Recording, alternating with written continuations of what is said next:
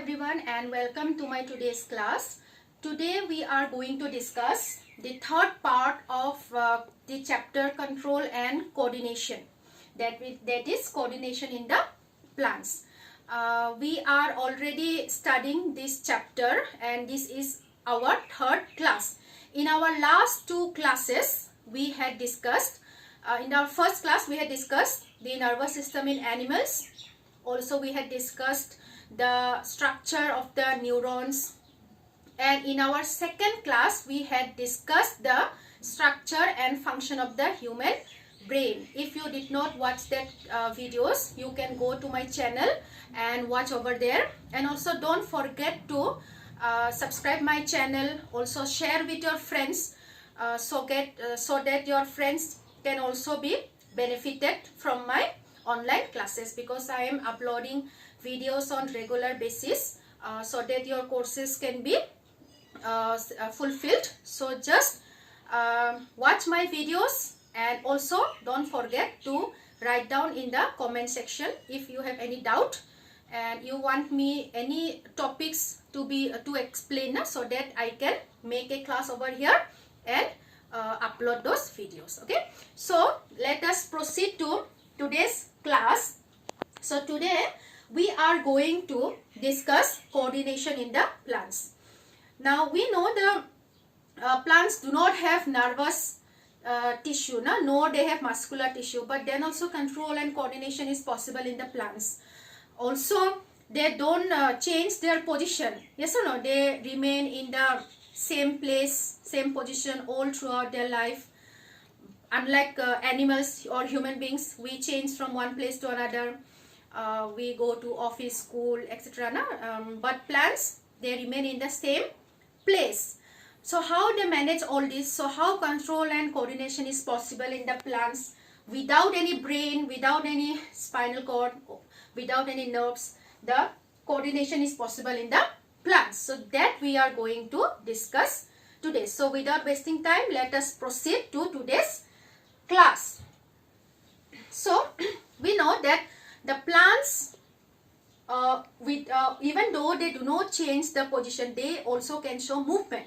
So if we divide the plant movement, we can divide it into two types. What is the first type? The first type of movement is dependent on the growth of the plant. The plant grows in size with their movements. So that type is called the directional movement or the tropic movement. There is a particular direction towards which the plants will move. Then second type is called independent of the growth. Here what happens?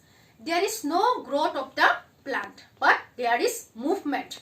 So this type is called the nestic movement or the non-directional. Here there is no particular growth, but there is movement due to some of the stimulus that the plants also experience. Like we human beings experience different stimulus, the plants also experience different stimulus.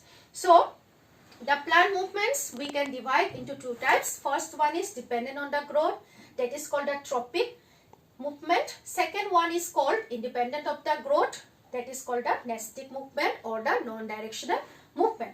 So let us discuss one by one. First we discuss the tropic movement, that is the directional movement. Now what is tropic movement? It is the directional movement of the part of the plant caused by its growth. The plants grow, isn't it? Look at this picture. Starting from a seed, the seed gets germinated, give rise to a small sapling, and that will with time or after years, after days, it will become bigger and bigger. Now look here, there is a particular direction towards which the plant is growing, or there is a particular direction towards which the roots are growing. The roots are growing downwards. It is a particular direction. The plant is growing upwards towards the sun. So there is a particular direction through which the plant is moving, along with what? Along with the growth. So this type of movement is called the tropic movement. Now tropic movement is of two types. positive tropism, negative tropism. Now positive tropism means what? If the movement is towards the stimulus, then it is called a positive tropism. And again, if the movement is away from the stimulus, it is called a negative tropism. In that previous picture, what did we see? There is a sun, isn't it? The plant is moving towards the sun, the shoot part of the plant. So that is what? Towards the sun. The stimulus here is the sun. So that is the positive tropism. But look at the roots. The roots are growing in the opposite direction of the sun. So it is away from the stimulus. So that shows the negative tropism. So here we can describe positive tropism as what? The movement towards the stimulus, and negative tropism as the movement which is away from the stimulus. Now, based on the different stimulus, again we can divide tropic movement into these 4 types. Look at the first, phototropism. Now, photo means generally we know light, no? So, when the stimulus here is sunlight or any light, then we call it as phototropism. Then comes the geotropism. Geo means what? Geo means the gravity of the earth. The earth has got gravity which is pulling everything towards it, towards downwards, that means. So here, if the movement is in accordance with the gravity of the earth, it is called a geotropism. Then comes the hydrotropism. Hydro means water. So here, the stimulus which is acting is the water. Moreover, there is another one that is called chemotropism. Now, chemotropism, chemo means chemical. So, when the chemical acts as the stimulus for the plant, we call it as chemotropism. So, let us discuss one by one now. Okay, the first one is the phototropism. So, when the parts of the plant move in response to the light stimulus, it is called a phototropism. Now look at this picture. You can conduct this experiment at home also. Especially you are at home now during this lockdown period. You have enough time to conduct it. So what you have to do, take a conical flask, or if conical flask is not available, you can take any glass jar which is transparent, you can see. No? So if you put a small plant over there and you keep that inside a wooden box. This is a box which is open on one side, through which the light can come. That means there should be only one side through which the light or the sunlight can enter. Or you can keep in a very dark room where no other source of light is there. Only one window maybe, okay, through which the light can fall to the plant. So if you conduct this experiment and after 4 or 5 days, if you go and watch the plant, what has happened to it, you can see that the shoot portion are bending towards the direction of the light. That means this is showing positive tropism towards the direction of the light stimulus. Now if you look at the roots will be growing in the opposite direction of the sun. That means the root is showing the negative tropism. They are in the opposite direction of the stimulus. Here the stimulus is what? Light. Okay. So this is the example of the phototropism. It is very easy. You can conduct it at home. Then geotropism, as we have already discussed, is the gravity. So here also, if you put a flower pot in this shape, instead of putting in vertical direction, if you put in a horizontal direction, if you observe after many days, you can see the plant, instead of growing in a horizontal direction, it will grow vertically upwards, because here it is against the gravity. Gravity is acting downwards. The roots are growing downwards in the direction of the gravity, but the shoot is growing upwards against the gravity. So here the shoots are showing the negative geotropism, whereas the roots are showing positive geotropism because they are acting downwards towards the gravity. So this is the geotropic movement. Then comes the chemotropism. Here chemotropism is when the parts of the plant move in response to the chemical stimulus. It is called chemotropism. This is the picture of the fertilization of the plant. Here this is the ovule, okay, and this is the stigma where the pollen grains are present here. Now for the fertilization process, the pollen grains have to reach the ovule. So they will travel through the pollen tube and reach the ovule. Now the ovule releases a chemical which facilitates the pollen grains through to reach to the ovule through the pollen tube. Now here this chemical is acting as the stimulus. So why the pollen grains are not going in any other direction but in the direction of the stimulus that is present here, that means the chemical, because here the pollen grains are showing the positive tropism, that is towards the ovule, towards the chemical that is released here in the ovule. So this is the one example of the chemotropism. Then comes the hydrotropism. Hydro means water. So here what will happen if you plant any tree, always the roots will go for the water. They will search the water. The water is present under the soil. So the roots will always try to go in the direction where it will be easier for it to reach the water. Here water is present. The roots are growing towards the direction of the water. So here the water is acting as the stimulus. So this type of movement of the roots due to the water stimulus is called the hydrotropism.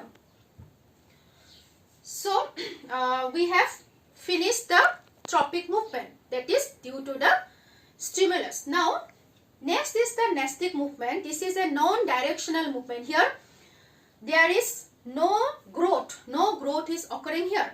Moreover, the movement of the plant is not towards any stimulus nor it is away from the stimulus, but it is just showing a simple movement. You can take the example of the touch-me-not plant. It is called chui-mui plant also. So if you look at the touch-me-not plant, here the scientific name is also given, Mimosa pudica. Okay, in the next slide I will show you the picture. Okay, so what happens, this is the picture of the touch-me-not plant. Now if you put your finger here, what will happen? The whole of the leaf will be folded up. It is called drooping, drooping of the leaf. Now here our hand, our finger acts as the stimulus. But why not only in that place where I am putting my finger gets folded, whole of the leaves gets folded, because the plants also has got cells, isn't it? So that cells will transmit the response in the form of electrical chemical signals like that of the animals, but here it is very very simple one, not complex one.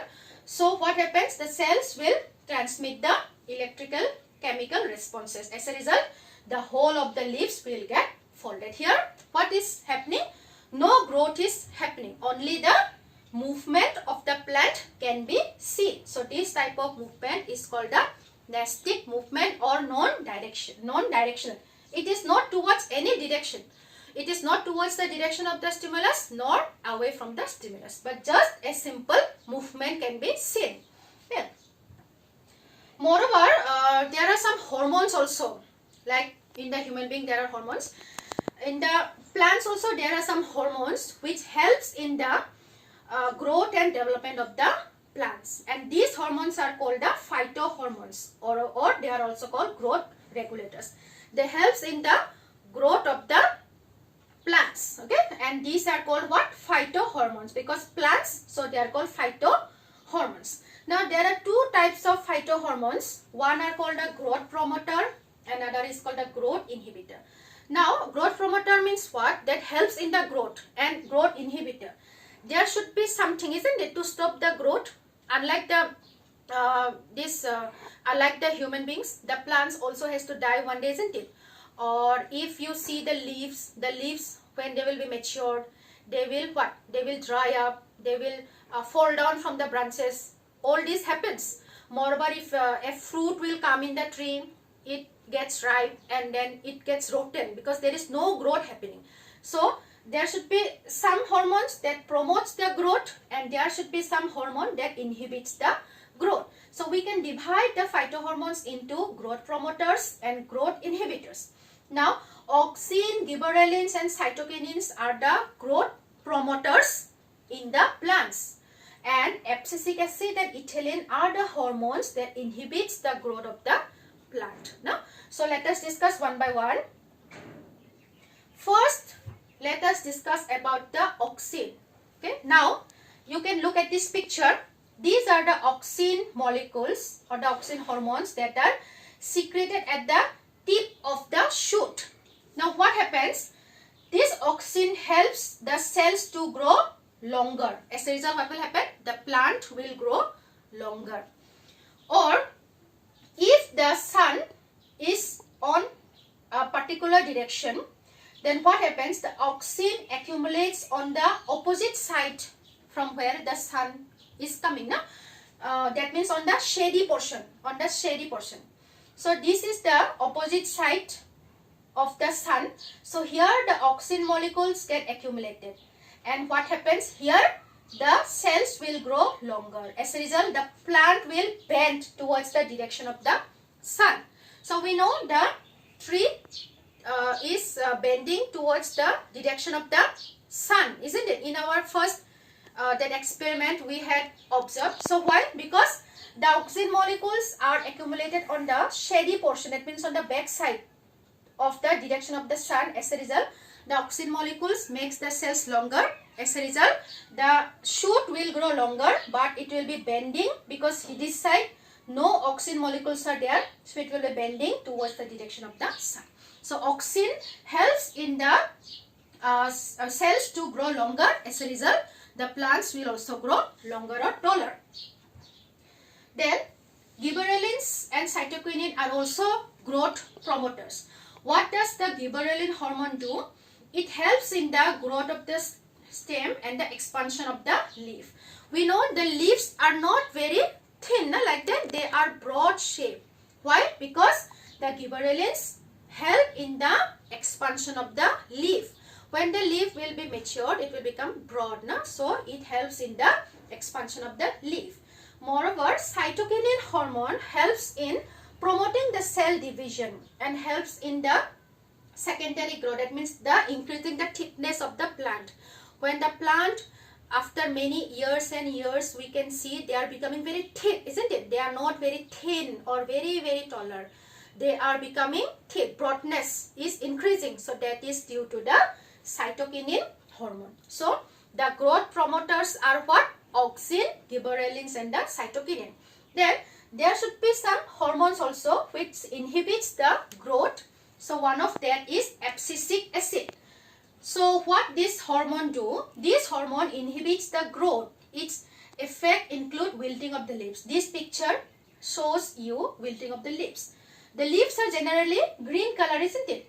But when it will be fully matured, slowly it will start to change its color. It will be turning towards yellow or orange color. And then finally what will happen? It will fall down from the branch because of the abscisic acid that is present in the plant hormone. Now it is also called the stress hormone. Why? Because it will closes the stomata. In the leaf, stomata is present through which transpiration of the water takes place. So it closes the stomata. As a result, transpiration of the water do not take place. As a result, the leaves will become dry, and slowly wilting of the leaves will occur in the plants. Okay. Then another hormone is the ethylene. Now it is the only gaseous natural phytohormone. Ethylene is the only gaseous phytohormone. Now it promotes ripening of the fruits. Now take a look at this picture. This is the picture of what? Tomato, isn't it? So when the tomato is not mature, not ripe, it is what color? Green color. Slowly it will start to become little bit red, and finally when fully ripe, it will become completely red, dark red color. Why? Because the ethylene hormone will promote in the ripening of the fruits. It will change the color of the fruits by ripening. Also you can take example of the banana. when the banana will ripe, it will become yellow color. Moreover, there are many fruits. You can take example of suppose the jackfruit. The jackfruit also ripes. Now all these are because of the ethylene hormone that is produced in the plant. So today what we have discussed, the movement of the plant, isn't it? Instead, although they do not have nervous system, muscular tissues, but then also they can show movement. Now what are the two types of movement we have discussed? First one is dependent on the growth, that is called tropic or directional movement, and second one is independent of the growth, that is called nastic or the non-directional. So moreover, based on the different stimulus, we have divided the different types of tropic movement. What we have discussed? We have discussed phototropism, then what? Geotropism, chemotropism, hydrotropism. Moreover, we have also discussed that there are some hormones that are secreted by the plants also, which regulates the growth. Now also some hormones are there which inhibits the growth. Okay, so that's all in my today's class. Hope you have understood what I have taught today. So in my next class, again I will be taking up the next topic of this chapter. Thank you.